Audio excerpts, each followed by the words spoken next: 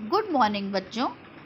तुलनात्मक लोक प्रशासन को हम 3 लेवल्स पर या 3 स्तरों पर तुलना कर सकते हैं या पढ़ाई कर सकते हैं या 3 स्तरों पर उसको पढ़ा जा सकता है। किसी भी प्रशासन या किसी भी दूसरे प्रशासन से तुलना करना तुलनात्मक लोक प्रशासन है, यह मैंने आपको बताया था। किसी भी प्रशासन के मुख्य बिंदुओं को 3 स्तरों पर तुलना की जाती है। यहाँ केवल प्रशासन की बात नहीं है, लेकिन हम तुलना किसी भी 2 प्रशासनिक संस्थाओं की कर सकते हैं, उनके प्रशासन की कर सकते हैं, देश की कर सकते हैं। यानी कि किसी भी तुलना 2 चीज़ों में जो तुलना की जाती है उसे हम 3 स्तरों पर करते हैं ज़्यादातर। पहली चीज़ जिसको हम बोलते हैं सूक्ष्म स्तर पर या माइक्रो लेवल पर।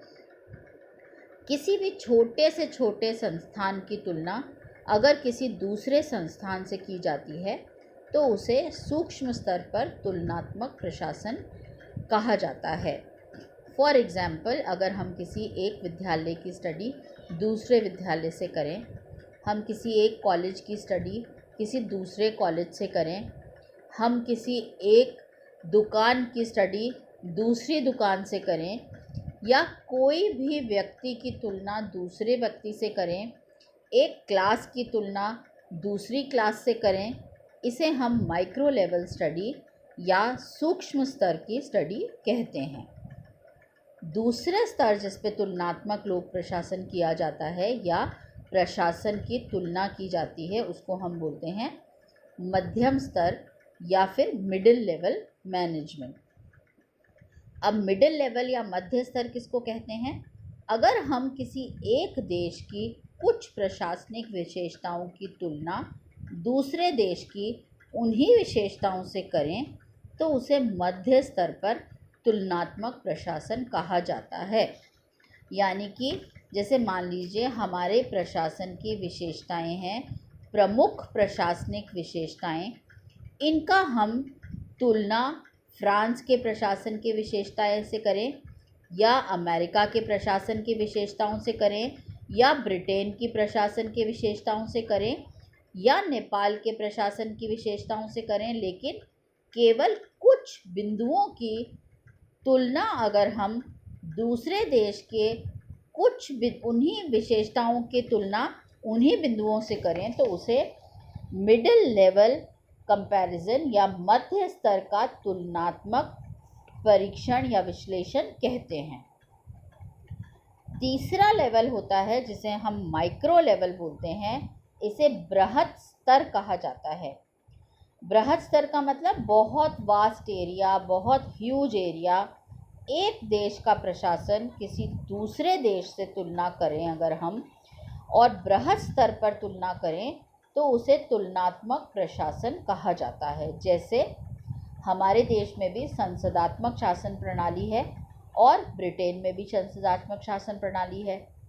अब हम अगर उसकी तुलना पूरे के पूरे हमारे संविधान की या प्रशासन की या किसी और चीज़ की तुलना या संस्कृति की तुलना हम दूसरे देश से करें या दूसरी कंट्री से करें तो उसे मैक्रो लेवल स्टडी या बृहत स्तर की स्टडी जो है वो कहते हैं। तो तुलनात्मक लोक प्रशासन का उद्भव एवं विकास द्वितीय विश्व युद्ध के बाद कंपैरेटिव एडमिनिस्ट्रेटिव ग्रुप के द्वारा किया गया। ये मैंने आपको पहले भी बताया था। इस ग्रुप में सबसे ज़्यादा विभिन्न देशों की प्रशासनिक व्यवस्थाओं पर शोध किया और सबसे ज़्यादा शोध के अंदर या तुलनात्मक लोक प्रशासन में जो सबसे इम्पॉर्टेंट विचारक हैं या सबसे इम्पॉर्टेंट नाम है वह है प्रोफेसर फ्रेड डब्ल्यू रिग्स का। उन्होंने तुलनात्मक लोक प्रशासन के अंदर बहुत बड़ा योगदान किया है। उन्होंने बहुत सारी प्रशासनिक व्यवस्थाओं और वातावरण के मध्य क्रिया प्रतिक्रिया, उनकी अवधारणाओं एवं सिद्धांतों की खोज की है। उनके अध्ययन का क्षेत्र मुख्यतः विकासशील एवं संक्रमणशील समाज रहे हैं, जैसे कि इंडिया, जैसे कि हमारा भारत देश। इसलिए इन्हें फ्रेड डब्ल्यू रिग्स को तुलनात्मक लोक प्रशासन का जनक भी कहा जाता है।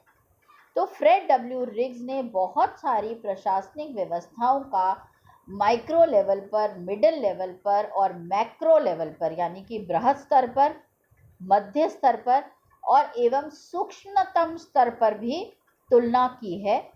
तो तुलनात्मक लोक प्रशासन में बेसिक फीचर ही है कि तुलना करना। किसकी तुलना करना? एक देश से दूसरे देश की, एक इंस्टीट्यूशन से दूसरे इंस्टीट्यूशन की, या एक संस्था की दूसरे संस्था से। धन्यवाद।